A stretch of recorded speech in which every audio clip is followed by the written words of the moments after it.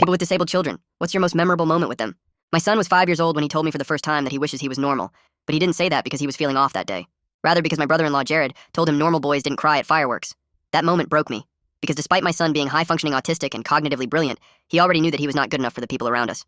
My wife left when he was 4 and blamed him. She told him he was defective, and after she left, her family started hovering over us like a pack of seagulls circling a french fry. First came the unsolicited advice, then the visits. Then Jared, the ex-brother-in-law who once left my son alone at a gas station, by accident, started showing up more. "You've got to toughen him up," Jared said. "He needs to learn to stop whining over stupid things like sound." That same week, he tricked my son into getting into his truck for ice cream, then left him at a playground 3 towns over, and called CPS on me for neglect. It thankfully didn't stick, but it planted a seed in my in-laws' head that I was unfit to parent.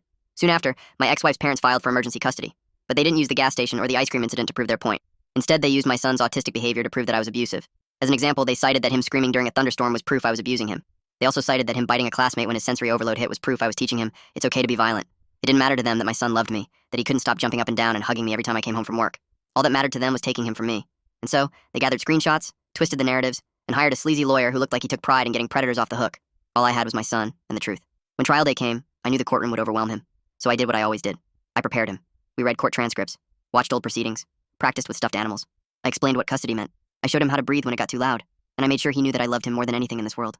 In the courtroom, the in-laws sat smug, Jared winking at me like he'd already won. As expected, their attorney painted me as negligent.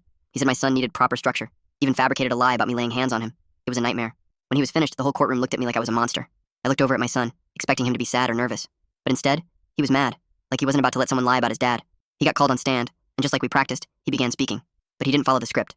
At first anyway. Instead, he started going off. That man was lying. Never talk about my dad like that again. He never hit me. He loves me. When Mom hit me, he stopped her. I love my dad so much. He never lets my peas touch my mashed potatoes. He puts labels on my bookshelves so I can find every story. He doesn't lie. Ever. The room stilled. "I know Article 3 of the Family Code," my son added. "It says the court wants what is best for me, and what is best for me is staying with my dad." My in-law's lawyer tried to immediately object, but the judge held up a hand. "Let him finish. Dad doesn't make me feel different like they do," my son said, pointing at Jared. "He makes me feel normal, like I'm actually cool. I love him." I wiped my face. I hadn't cried since my wife left. But that day, I couldn't stop bawling looking at my son. The judge ruled in our favor. Full custody to me. No visitation rights were granted to the in-laws. Jared stood up, red-faced. "This is a joke!" The bailiff approached him as he continued to yell. "You'll regret this. You think this ends here?" They were escorted out. But as they passed, my ex-mother-in-law said, "You don't know what you've started. The full story where the in-laws go crazy is in the link below."